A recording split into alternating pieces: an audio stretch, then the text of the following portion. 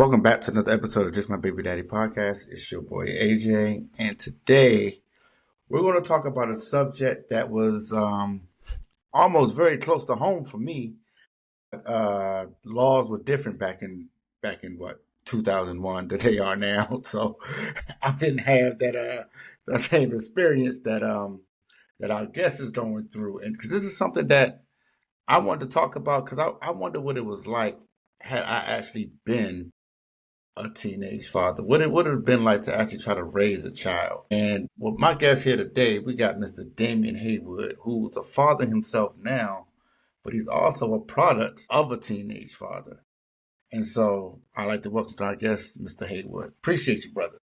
Man, definitely, brother. Appreciate you having me on, brother. So the first thing I want to ask you is, when you were growing up, could you tell that, you had a young father? Yeah, I could a little bit because, like, I guess this is kind of how our relationship is now.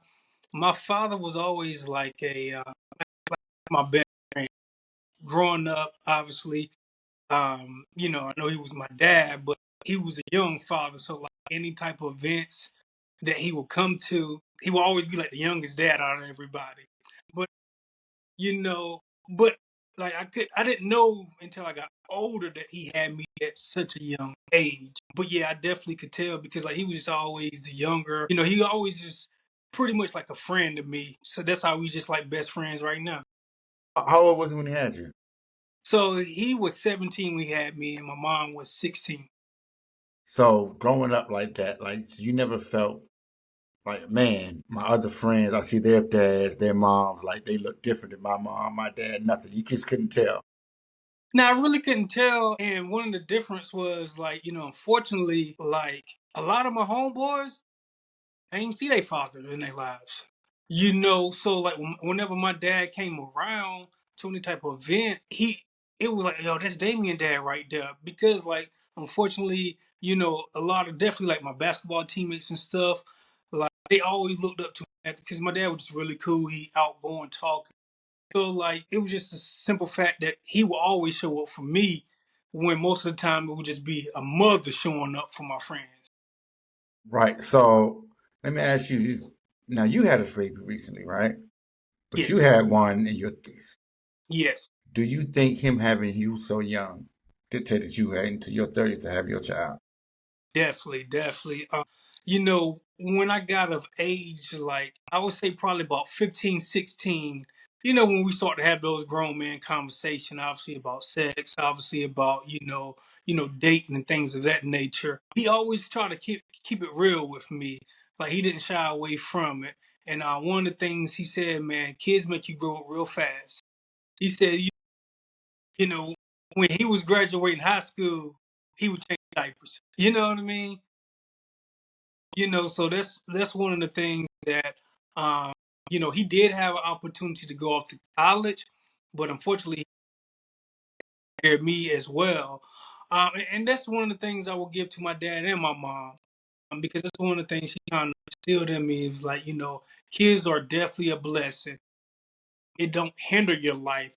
It just makes you have more responsibility at a young age.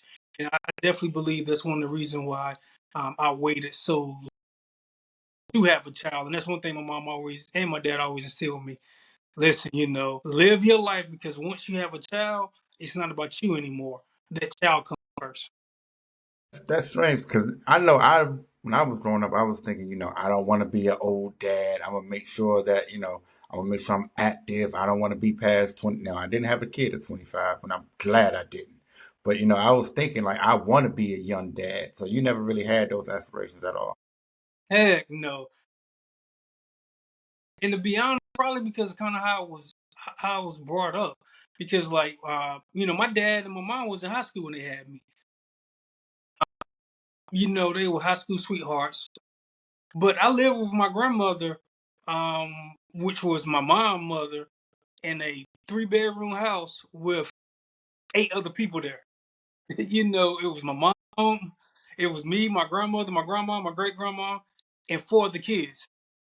There was 8 people in the household, and my mom going to school, and obviously she went off to college, and then once she then I eventually moved with her when I was like in like the second grade. So I always lived between my mom, her mother, and my dad's mother. So my dad lived with his mom, my mom lived with her mom. So I always lived between the two. So growing up, I always had a lot of cousins and uncles that we looked like brothers and sisters because we all lived together. Got older, and I just started to understand, life a little bit more. My mom always instilled in me. One of the things she always told me and my dad, I only had two options when I graduated high school: college or the military. And no kids. College or because they pretty saying go get a job after high school. You got all your life to work. College college of military and no kids. So that just always stuck with me. And I seen how my mom, had to juggle so much. I seen how my dad had to juggle so much. And, this is not what I want to do. I never seen, we never struggle. They just juggle a whole lot to make sure that I had a good life. And that's one of the things that they always instilled in me. Like, listen, live your life first, then have kids. That's kind of one of the things that I wanted to do was live a little bit and then have kids later on in life. Let me ask you a question because I'm just thinking about how I would have been when I was younger, like with a child, right? And I know I did some stuff that I probably shouldn't have done with my son, even though I was in my 30s. Some stuff he probably looked back at. Some of the stuff I really should have. Like I had him, for example, when they be like, people would be like, "Oh, you're a cute little boy." Ever have him say, "Oh, I'm sexy" or something like that. Like that was outrageous. Until his mother told me like you shouldn't have him say that. I didn't even think about it. I just like thought it was funny, right? Was there anything like that having a young father that was different? Listen, let me tell you this story. My ninth birthday. My birthday is May 24th, and it's always around Memorial Weekend. And back in the day, the big thing was Bike Week. It's still kind of that, but not necessarily. So, I lived with my mom during the school year most of the time, and then summers and breaks and stuff, I always stayed with my dad. So he picked me up for my birthday. He said, "Yo, I'm taking you to the beach." That's what he told my mom. So, at 9 years old, so I like, oh, me and him, we ride down to the beach. I've been to the beach before, but never Myrtle Beach. I would always go to Moorhead, Atlanta. We Oh end up, man. and I knew something was up when my dad was like, "Don't take the beach." I was like, "Man, I'm ready to go to the beach." So we get down there, and it's like we in this long line. I'm like, "Man, where the water at? Oh no, we gotta have a good time." So we at the bike week, Murder Beach Bike Week. We in the middle of the traffic. I mean, he got the window. And it's a true story. True story. So, Oh, he talking like, "Man, look at all these people out here." I'm like, "Man, I'm ready to go get in the water." So, it's some girls drive by, and he just park a lot, doing his thing, talking to people. And the girl came by, and she was like, "You got your son down here?" And me being young, your birthday, and then oh, she gave me a kiss on my cheek as she's riding by on a bike. She was on a bike. She flashed this, and and this is the crazy thing. This moment, I think this is the first time that I realized my dad. You know, he went down there. We had no hotel. Hey, we ain't had no hotel. We literally went down there. No lie, we were literally down. Like I didn't know that we just slept in the car. I thought, we went there, and oh man. one of my cousins, he had a hotel, and it was just like so. I never forget. It was just so many people in the hotel room. So we we ended up going back. So that was like a Saturday. We stayed that night, and we slept in the car. We slept in the car at the rest stop. So then he brought back because like we drive back to his crib, from South Carolina. And he like, "You had a good time?" Like, "Yeah, but I did get in the water. I did get to go in the water. So that was I did go in the water. Oh man. So the funniest thing when I got back, I told my mom about the trip, but he kept saying, "Tell her we went to another beach." Yeah, it's all about the water. And my mama cussed him out. Like, like I think like my dad he was tripping. He was tripping. Oh my gosh. Like those were like one of the funniest memories that I had that we laughed till today about that. Yeah, see, that's the thing. Like, cause when you're like, you just, cause at that time he's probably what? He's like 25, 26 years old. You know what I mean? Like, he's probably even thinking. So I remember my older cousins. They weren't that much older than me. Not 26, but they were like 17, 18. They almost when they're around you, they just treat you like you're older than what you are. So I was wondering if that probably was the same type of thing. Like this, my little guy, almost like not even like my son. Of course, you're my son, but he has another brother. You have a brother, right? Yeah, I do have a little brother, and that's the crazy thing. So I am 10 years older than my little brother. My dad had me when he was 17, then my little brother when he was 27. Post bike week. Most by crazy thing, and the crazy thing about it, my dad I got a little sister, so when I turned 18, he started all over again. So like, he was all over the place. But So what differences have you seen in his parenting over the time that you might could take from that? Because I know he doesn't parent you. He didn't parent you the same way he parents your brother. He definitely is not taking your sister down the bike week. yeah, Like that's not going to happen. yeah, and I think the biggest difference is that I can see is like with me early on in my life, he wasn't stable. You know, he wasn't stable. Obviously, he had a job, but he had like a couple different jobs. He finally just settled into his career as a truck driver. And then, financially, he got better. So with my little brother, when he came along, and obviously he got married, then had my little brother. So I think some of the mistakes that he had with me and the growing pains as a teenager father, it kind of helped him with my little brother, and I did see the difference. My dad still parented the same way, like he never whooped me, he never whooped my little brother, he never whooped my little sister. He'll fuss at us, but like I said, like he can't he'll get mad at us today if we do something crazy. He'll be mad at us today. Tomorrow he'll taking us out to eat where we want to go with. So that's Yeah. kind of was. He showed love through giving. He showed love through just having to get time with you. And he never disciplined us like that. But we knew not to overstep our boundaries as well. But from me to my little brother, I seen the difference, and then definitely with my little sister. Like with me and my little brother, yeah, we can go out, hang out with our homeboys. My little sister, he taking her, dropping off everywhere.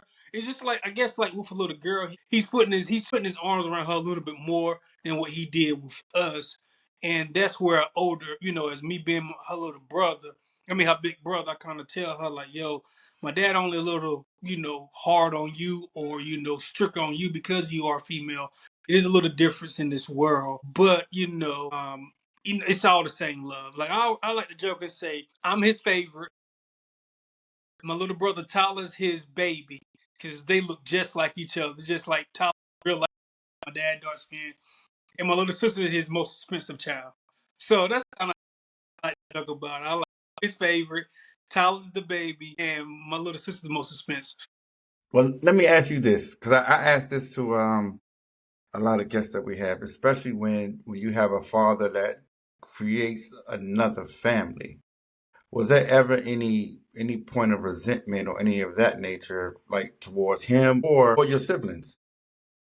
Not necessarily toward my siblings because I love my little brother, and I have a stepbrother too, and I love him just like my brother. I would say it was and I will say when he got married, I told him not to marry her. Like, I was his best man, and I like, girl, and I didn't know each other like that. But I will say it was it was a little bit of divide with me and my stepmother because I think my dad was so young. He was so young having a child at my age, and then I do believe whenever you see your dad in one light, like whenever you go see him, it's always just you and him. Yeah. And you got to share him with somebody, Other you know, people. Yeah. another person in the house around your age, and like you ain't getting everything that you want now. And that's. So I think as a young child, I think my dad didn't explain it to me well enough. And also I think it was some immaturity on him, my mom, and my stepmother. I think that because you got to think about it. They all 20, 27, 28, Yeah. 29, young, and then you have kids involved. So I think it was a little bit of immaturity there. So it was some growing pains, a lot of growing pains. But then when I got of age, as far as in high school, it just clicked. It's just I started just understanding a little bit more. My dad was a little bit more open with me, and then it was just like that's just always been my best friend. Like I think it was a little rough patch when he did get married, from like that middle school, from probably about that fifth grade to about ninth grade. It was a little rough patch there. Then after that, I guess I matured and kind of came into my own, and he started explaining stuff a little bit differently, and we had real more grown man conversations. And then as a grown person, it's like, man, I couldn't imagine having a child so young, then marrying her, and she has a young child as well, and then just that family dynamic, and then still dealing with my mom as far as co-parent, because I love my mom to death, but she's tough now. So dealing with all of that, I understand it, and and I give him I commend, he get a lot of respect from me. He never wavered, you know. He always came through. It may not have been on time. It may not have been exactly what they would do, but I can't. I always say, man, if I can just be half the man he is and half the he is, I'm. Well, let me ask you one more thing. What is one of the biggest things you would take away from your father that you add into your own parenting? One of the biggest things that I take away is the sacrifice. It's big. Yeah, that's one of the biggest things because for me, it's always been me and my mom, and then for a long time with me and my dad. And I was the oldest grandchild on my dad's side, so they always, I'm always getting clothes. Yeah. I'm always getting a whole lot. And then as I got older and grown, like I always been on my own. I always did. I always had to do whatever I wanted to do. I really never had no responsibility. I come and go. But with a child, it's different. And that's one of the biggest things that my dad, I seen his sacrifice. I seen him waking up, 5:30 in the morning, taking my little brother to school, then taking my little sister to school, then going to work, then getting off work, going to my little brother football practices, making sure I had money for college, had money for school, working overtime because I got an AAU trip, or working overtime because my little sister got to go to this, this dance recital. So just seeing the sacrifice that he made, that manual labor work that he always did, waking up early in the morning, he could have complained plenty of times, but like, nah. He said, as a man, your kids don't care if you're tired or not. They don't know that. He says, so you got to suck it up and make that sacrifice. You know, don't let them see the heavy load that you carrying. Always make their load light as possible. And those are some of the things that stuck with me, just that sacrifice. And that's one of the things that I'm gonna always remember. And one of the things that I'm gonna try to always do for my daughter as well is, I take sacrifices so she can have the best life. My dad, he did all he could to make sure we was good in every aspect of our life, and this is one of the biggest things that I want to make sure I do for my daughter. Hey man, that's a hell of a takeaway. That's a great thing. But I will say, I hope that you're an adult now with your dad and you told him about your Myrtle Beach stories as an adult. We won't talk about that here. Yeah, thought it is, I do have some crazy murder beat stories, but not like my dad.